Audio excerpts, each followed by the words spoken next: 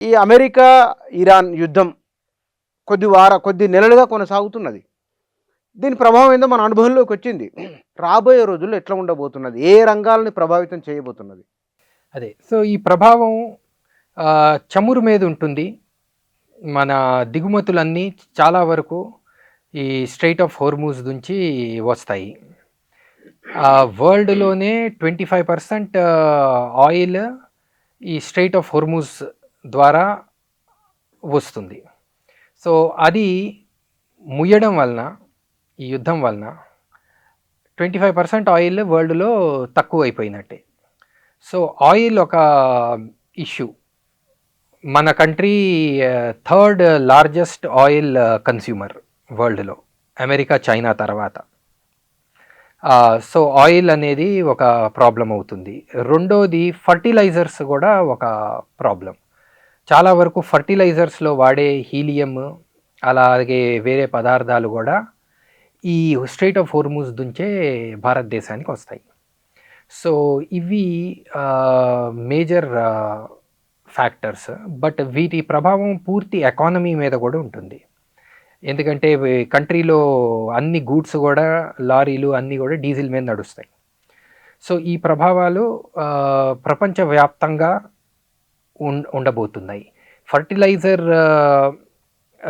Scarcity వలన కూడా ఒక స్టడీ ప్రకారం 3 బిలియన్ మీల్స్ వరల్డ్‌లో తక్కువ అవుతాయని.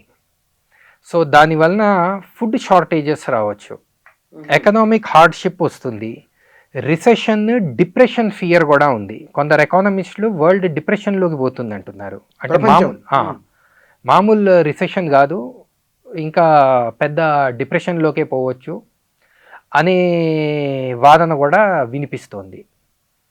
ఫుడ్ స్కార్సిటీ అనేది గ్లోబల్ సౌత్, మన భారతదేశం, ఆఫ్రికా, అలాగే లాటిన్ అమెరికా, ఇతర ఆసియాలో మన వియట్నాము, లావోస్ ఇలాంటి కంట్రీస్, పాకిస్తాన్, బంగ్లాదేశ్, వీటన్నిటికీ కూడా దీంతో ప్రాబ్లం వస్తుంది.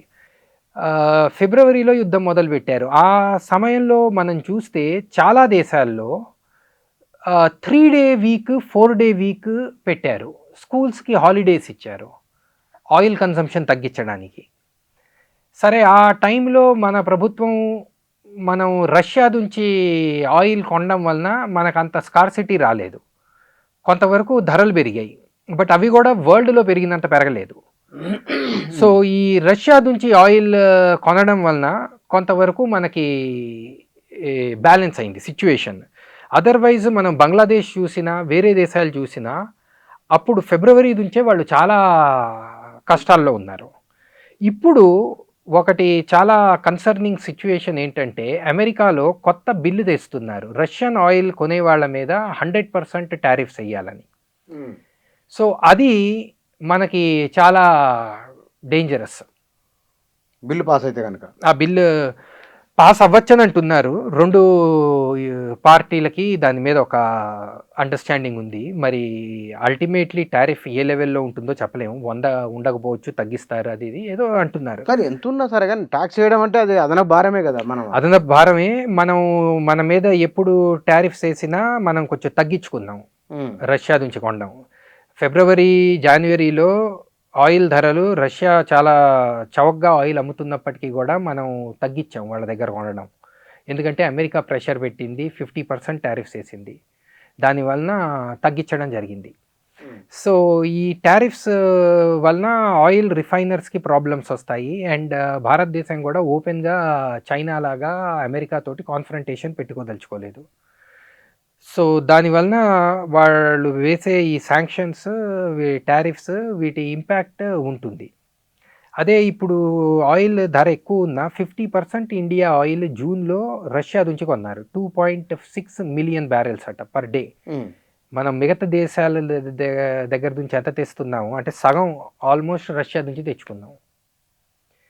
సో, అది అంత డిపెండెన్స్ ఉంది మనకి ఆయిల్ మీద. మన కంట్రీలో ఆయిల్ మనం ఎక్కువ లేదు. 85% to 90% ఆయిల్ బయట నుంచి తెప్పించుకుంటాం, దిగుమతి చేసుకుంటున్నాం, ఇంపోర్ట్ చేసుకుంటున్నాం.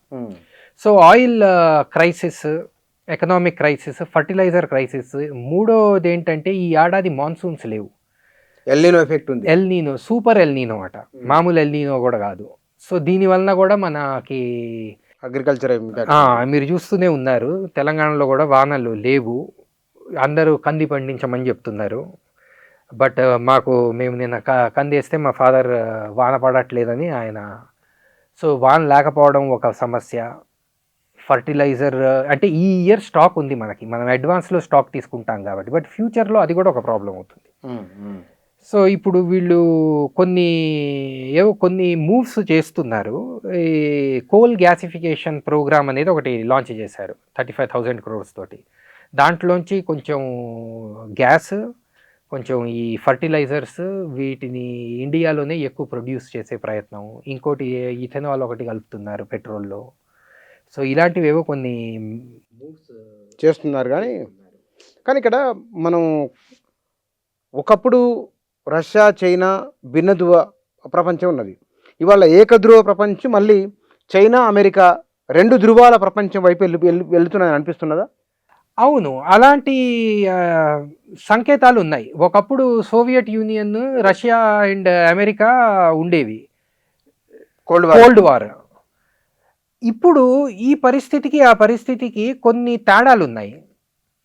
ఒకటి, సోవియట్ యూనియన్ కన్నా China economy strong, very strong, చాలా స్ట్రాంగ్ కాంపిటీషన్ ఇస్తోంది అమెరికాకి. టెక్నాలజీ పరంగా అయినా, ఎకానమీ పరంగా అయినా, మిలిటరీ పరంగా అయినా సరే. బట్ మిలిటరీ పవర్ ప్రొజెక్షన్ లేదు, బయటికి తెలియదు, ఎంత శక్తి ఉందో తెలియదు, ఎవరికి తెలియదు. ఆ తేడా ఉంది. సోవియట్ యూనియన్ ఉన్నప్పుడు బోల్డ్ అన్ని దేశాలు కమ్యూనిస్ట్ దేశాలు ఉండేవి, వాటన్నిటి మీద సోవియట్ ప్రభావం ఉండేది. అండ్ ఇప్పుడు యెమెన్లో ఇప్పుడు యుద్ధం నడుస్తుంది. అప్పట్లో Yemen, north Yemen, south Yemen ఉండేవి, అమెరికాకొకటి, రష్యాకొకటి. సో రష్యన్ పవర్ ప్రొజెక్షన్ అనేది, Soviet power projection all over world ఉండేది. ఆఫ్రికాలో కూడా అమెరికా అవి, వియట్నాంలో యుద్ధం అయింది. ఎవ్రీవేర్ యుద్ధాల్లో ఒక సైడ్ ఆఫ్ఘనిస్తాన్లో అయింది, ఒక సైడ్ రష్యా ఉండేది, ఒక సైడ్ అమెరికా ఉండేది. సో వరల్డ్ ఓవర్ యుద్ధాలు ఉండేవి, మిలిటరీ పవర్ ప్రొజెక్షన్ ఉండేది. చైనా యుద్ధాలు చేయదు. ఎక్కడ చైనాకి అమెరికాకి మిలిటరీ కాన్ఫ్రంటేషన్ జరగట్లేదు, ఎకనామిక్ ఉంది ఇప్పుడు. సో ఇది ఇప్పుడు కూడా చైనా ఒక ధ్రువం లాగా ఎమర్జ్ అవుతోంది. కానీ మనం మన ఇరాన్ యుద్ధం చూసినప్పటికీ కూడా ఓపెన్గా రావట్లేదు, చైనా బయటికి రావట్లేదు, ఓపెన్గా అమెరికాకి అగెయిన్స్ట్గా బయటికి రావట్లేదు, అప్పట్లో సోవియట్ యూనియన్ వచ్చినట్టుగా. సో ఆ తేడా ఒకటి ఉంది. ఎకనామిక్గా చూస్తే చైనా మీద పూర్తి వరల్డ్ మ్యానుఫ్యాక్చరింగ్ అంతా చైనా మీద డిపెండెంట్.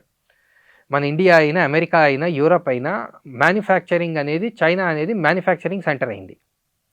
సో వరల్డ్ మొత్తానికి చైనా మీద డిపెండెన్స్ ఉంది. అది ఒక రోజులో అది మార్చుకోలేరు, అది మార్చడం చాలా కష్టం కూడా అవుతుంది. సో ఇది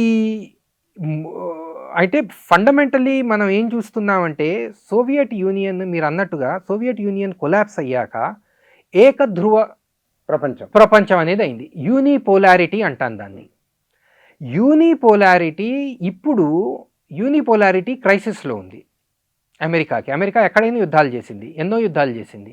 బోస్నియాలో ఫస్ట్ యుద్ధం చేసింది, దానికి యుఎన్ శాంక్షన్ కూడా తీసుకోలేదు.